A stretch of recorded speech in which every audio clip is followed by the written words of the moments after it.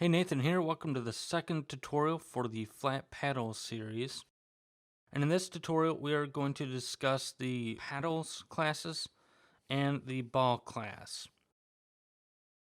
So there are a few classes that we need to create for the paddles to work correctly. The player is going to have its own paddle class because it's controlled by the keyboard. The enemy is going to be controlled by the computer, so it needs its own class in order to work with a little bit of artificial intelligence. And then we have a ball class that is representing the actual ball that we are hitting. Okay, so the first thing we need to create is the entity that represents the person controlling the paddle. In terms of the player's paddle, it will be the person playing the game, you, me. We need to create a participant. And likewise for the enemy paddle, it will be the computer is the entity. When we score or the computer scores, that's who scored. That's the entity that gets the score. The paddle will not be able to get scores. The paddle doesn't get points. The player, the person controlling the paddle, does. So we create a participant class to handle that. The second class we will create will be the player's paddle. The next class will be the ball entity class, and this one will be responsible for collision. And then the last class we need to make is the enemy's paddle class. Now let's look at the participant. A participant needs a reference to a paddle, but we didn't create the paddle class yet, but we created the interface. So let's create a new entity file. So right-click the Entities folder and go to Add Class. And this is going to be called Participant.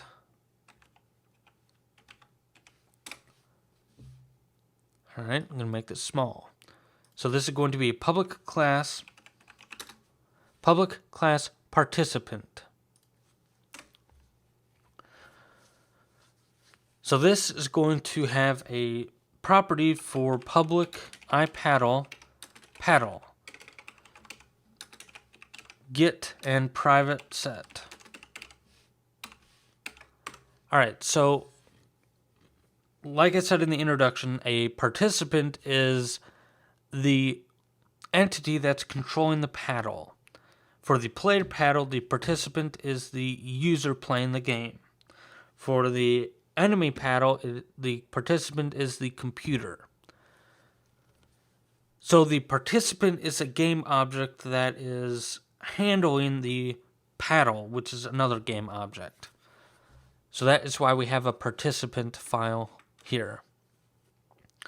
Now the participant gets points. The paddle does not get points.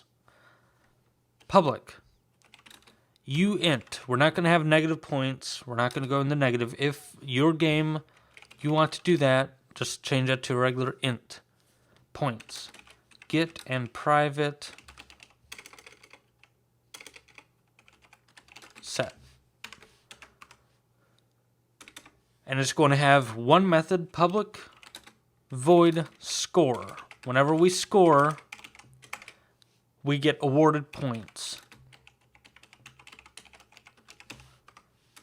Awarded points. So we just add points plus equals awarded points. So whenever we score, we get more points. Alright, so now let's create the constructor. Public participant, open parentheses. We're going to tell the participant we are controlling this paddle. So we're going to set paddle is equal to paddle and points is equal to 0. So that is the participant file. Next thing we want to create is the player paddle. So let's expand our Solution Explorer, right-click Entities, and go to Add Class. We're going to call this player paddle. We're going to make the Solution Explorer small again. Public class player paddle. Now, we're going to use the PGL2D here. It's going to be a controllable game entity. So it's going to be controllable game entity, and it's going to be iPaddle. Now, we need to add using PGL2D.gameObject for it to know controllable game entity. And iPaddle. So player paddle is going to be controllable. So we're going to use PGL2D and get the controllable game entity. And we also need to tell, hey, this is a paddle. It's going to use the interface for paddle. So this class needs to implement iPaddle, which is only one property, public paddle control, get and private set. All right. At the top of the class, we're going to have two constant private fields. Private, constant, C-O-N-S-T, string. A controllable game entity is going to use a input map. It's going to use the PGL2D's input system. And the way that the PGL2D's input system works is you assign keyboard presses to a action name. So for a pawn clone, the only two actions we're going to have are moving up and moving down. So we're going to have those names be constant. So private constant string move up is equal to, quote, move up. Private constant string move down is equal to move down. Okay. Next, let us create the constructor. Public player paddle, open parentheses. We need to provide the input system, and at the top we need to have using pgl2d.input. So that way it knows what input system is. So input system, color, and color is using Microsoft.xna.framework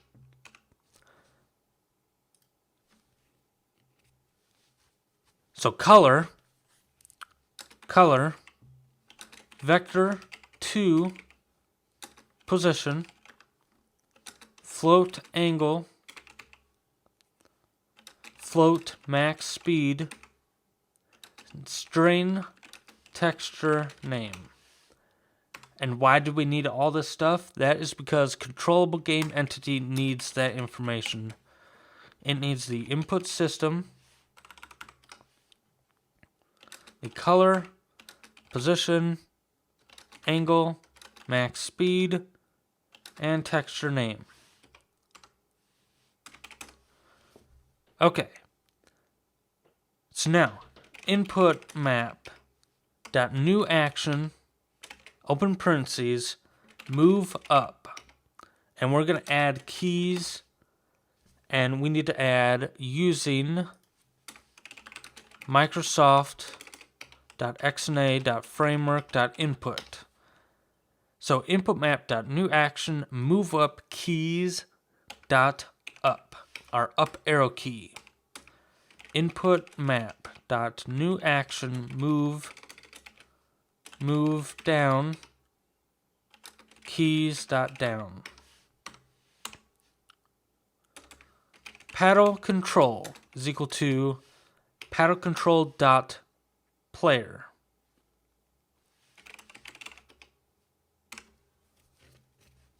And our speed is going to be our max speed. That's the underscore M max speed, not the capital M max speed, because we want to use the parameter. Alright, so that is it for the constructor. This is going to have one method to handle input. Public override void handle input. Now, handle input is provided for the controllable game entity. That only provides the available keybind, so what is currently available for us to process. If we do not have the up arrow key held, it is not included in this list. So handle input var move up is equal to available keybinds dot first or default open parentheses predicate lambda k dot action dot equals move up. So we are returning a keybind object here if it's in the list of available keybinds, our move up action. If it is not, this will become null. We need to do the same thing for move down. Var move down is equal to available keybinds dot first or default predicate k dot action dot equals parentheses move down. So we're just checking to see if our available keybinds list contains the move up action or move down action. Var can move up is equal to move up does not equal to null and move up dot check mode. We're going to check the input mode of this keybind. If it is held, input mode dot held. So if our move up action is in this list of available keybinds, that's what this check is for, and the key that we have pressed for moving up is held, it's not a new key press, it's held, then we can move up. Var can move down, same thing, move down does not equal to null, and move down dot check mode input mode dot held. So the exact same thing we just did for can move up. If open parentheses, so two open parentheses, not can move up and not can move down. So if we cannot move up and we cannot move down, or, so after the first closing parentheses, we need to provide or. Opening closing parentheses, or can move up and can move down. So if we cannot move up and we cannot move down, or we can move both up and down, which means we have both the up and down arrow keys pressed at the same time, we are not going to move at all. If we have up press and down press at the same time, we're just going to stay put. So we're just going to tell our object to stop. And we're just going to return. Otherwise, we're going to tell our object to start moving, and we're going to change direction. And what's the direction? If we can move up, we're going to go 3.0 float times math helper dot pi over 2. So 1 pi over 2 is pointing down.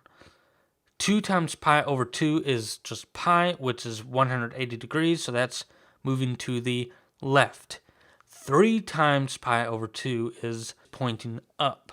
Otherwise, we are moving down. So math helper dot pi over 2, which is pointing downwards. So when we are moving, we are constantly changing our direction. If we are moving up, we are moving up. If we can move down, we are moving down. Alright, so that is it for this class. Alright, so the next thing we want to add is the ball class. So let's right click the entities folder and go to add class. And we're going to call this ball. Now this class is going to be the ball that we're going to hit, and the computer is going to try to hit it as well. So what we are going to do is set this up to whenever it is hit, it's going to speed up. Whenever it changes direction, whenever it uses vector reflection, it's going to speed up. So we need to have a value that indicates how much speed we want to increase, and we're going to call that delta speed.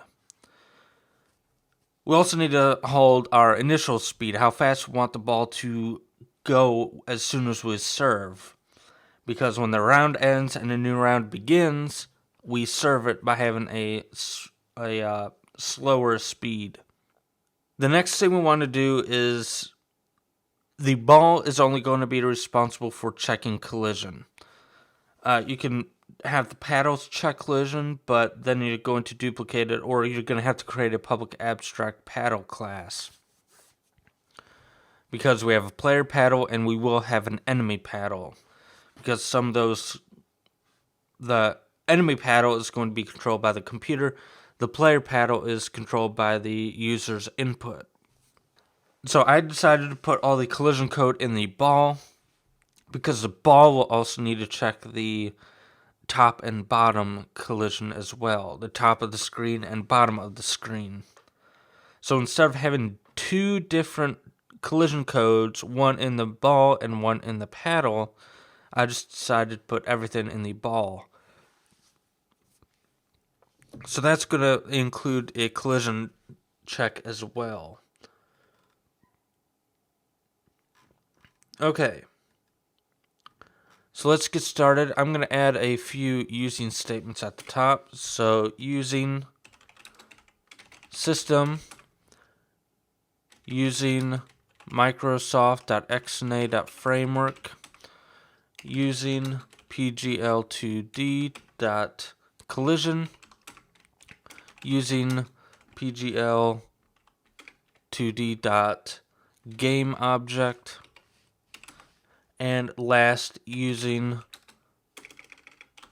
pgl2d.utility. Okay. So this is going to be a public class ball, and it's going to be a movable entity, and it's going to implement iCollidable, and it's going to collide with other movable entities. Okay. So the only 2 properties that this ball is going to have is it's going to have a Boolean value to indicate if it's out of bounds, because if it's out of bounds, we will need to give somebody a score. And it's going to have a rectangle collision point to determine the last point that it hit. So public bool out of bounds get and private set. Public rectangle collision point last collision point get and set. Okay. Now we're going to have a few private read-only fields. So at the top of the class, private read-only float initial speed. This is going to indicate how fast we want the ball to go as soon as it's served. The initial speed of the ball.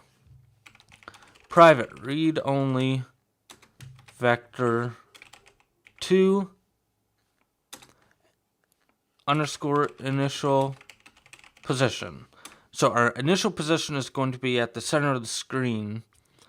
Private read only float delta speed. How fast we want the ball to increase in speed when it changes its direction. When it bounces, how fast do we want the ball to change its speed? How fast we want it to increase. Private random underscore random. And that's going to be read only. Private read only random underscore random. Alright, so let's create the constructor. Public ball. And the parameters are going to be color, vector 2, position, float angle, float speed, float max speed,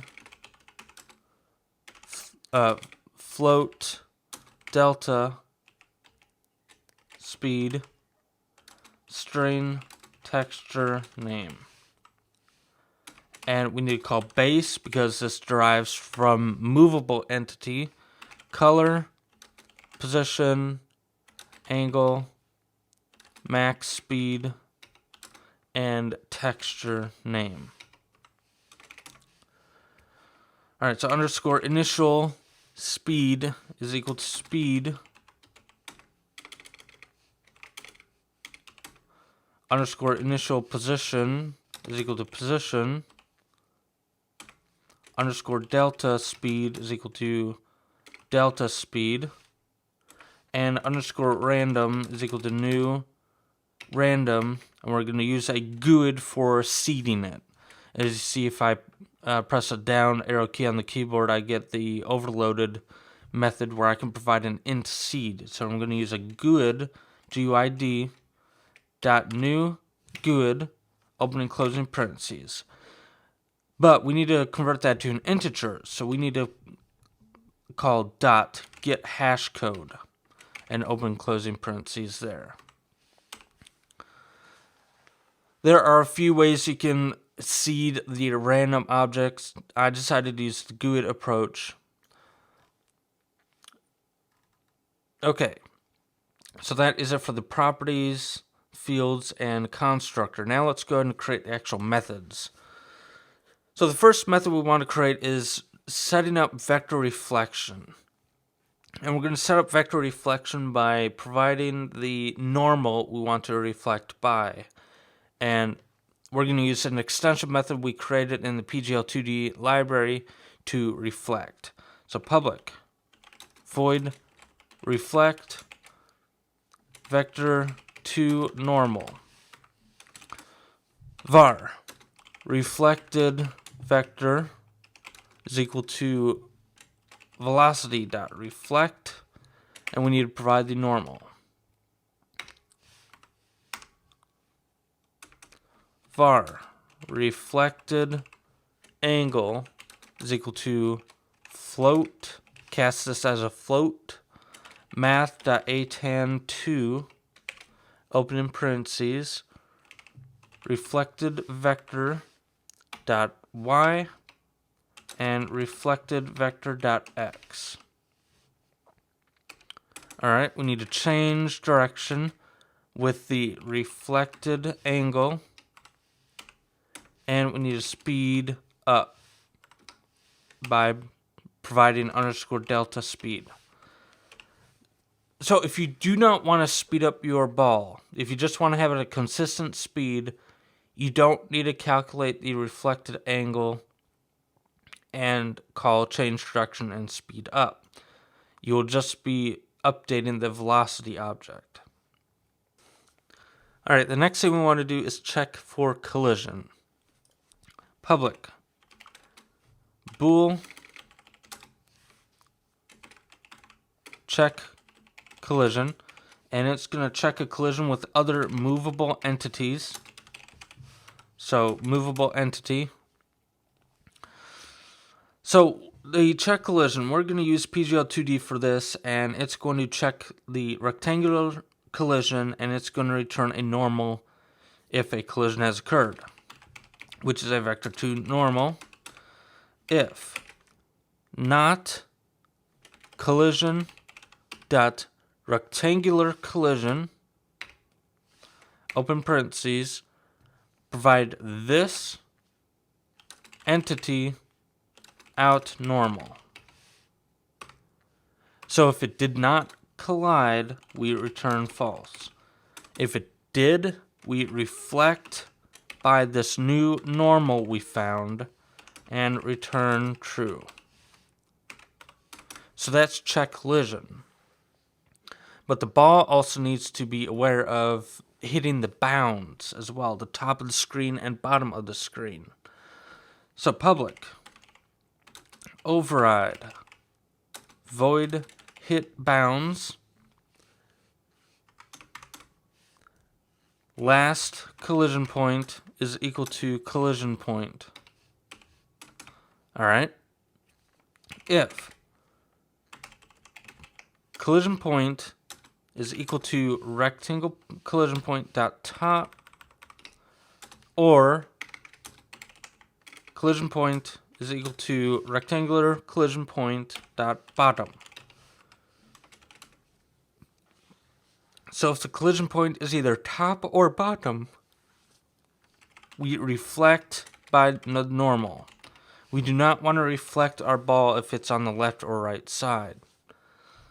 Else, we want to stop our ball and we set out of bounds is equal to true, because that is the left and the right side. If the ball is out of bounds on the left or the right, one of the players, one of the paddles is going to get a score, one of the participants. So the last thing we want to do is serving the ball. When the game first starts or every time somebody scores, we want to reserve the ball. And that will choose a random direction. It'll reset the speed and the position, and it will reset its out of bounds state. Public void serve position is equal to underscore initial position. That's why we have the initial values.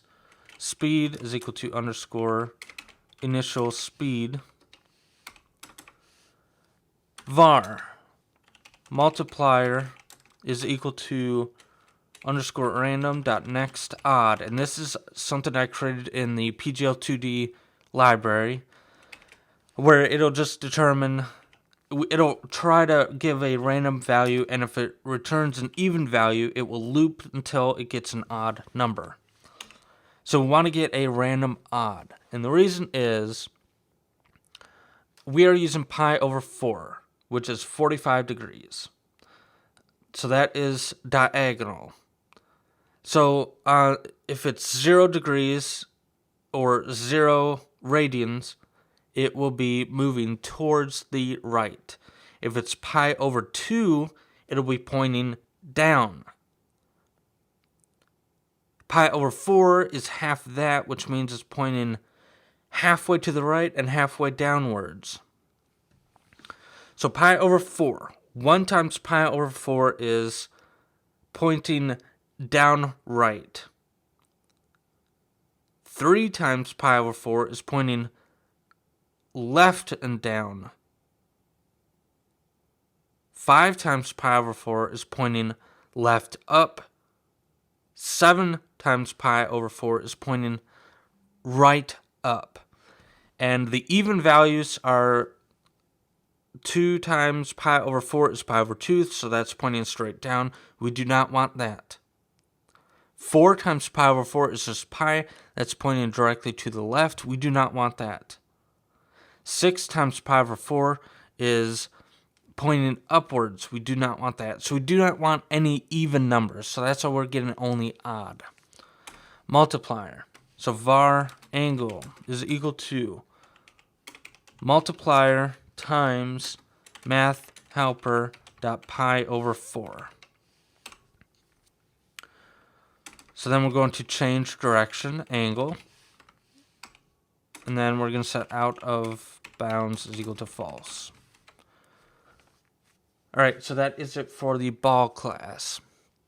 Now let's go ahead and create the enemy paddle class. So expand the Solution Explorer, right-click Entities, and go to Add Class, Enemy Paddle Class. Okay. Now this is going to be a public class. Now I'm going to add a few using statements at the top here. So we're going to add using system using Microsoft.xna.framework using pgl2d.gameObject.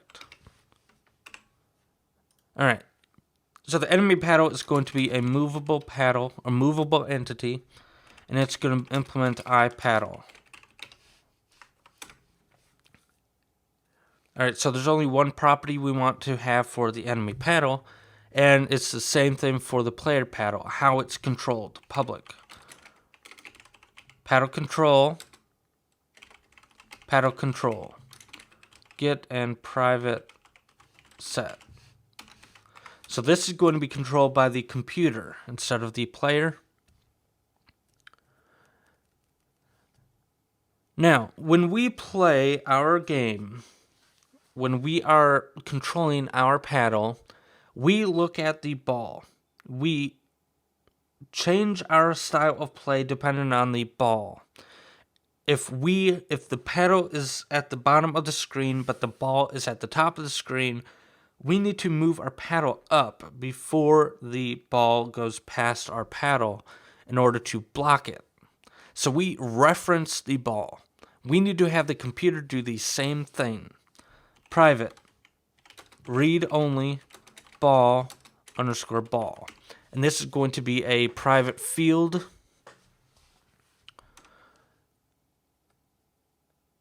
Now, to give the computer a little bit of leeway and to give it a little bit of randomness, we're going to give it a tolerance value. That way it's not exactly perfect. It doesn't appear to be a computer playing it. Because we could have the computer match its position exactly. We do not want that to happen. We want to give it some variance. So we're going to give it some tolerance value on the ball's position. So private float underscore ball tolerance. So that way the positions won't match exactly. The Y positions won't match exactly. It'll be a little bit off. Alright, so let's go ahead and create the constructor. Public enemy paddle, open parentheses, color, vector 2, position, float angle, float speed, string texture name, float rotation, float scale, ball, and rectangle bounds. We're going to bind the enemy paddle. So we're going to call base constructor color, position, angle, speed, texture name, rotation, scale, and bounds. Alright, so underscore ball is equal to ball. Underscore ball tolerance is going to equal 0. And underscore ball dot content loaded plus equals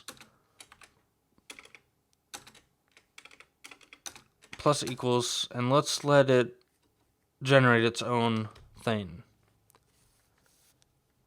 So what I did there is I just hit tab, so it automatically generated a method for it. Okay. Then paddle control is equal to paddle control.computer. The computer is controlling this. Okay. So what this is going to do, our ball tolerance is going to default to 0 because we need to reference the texture.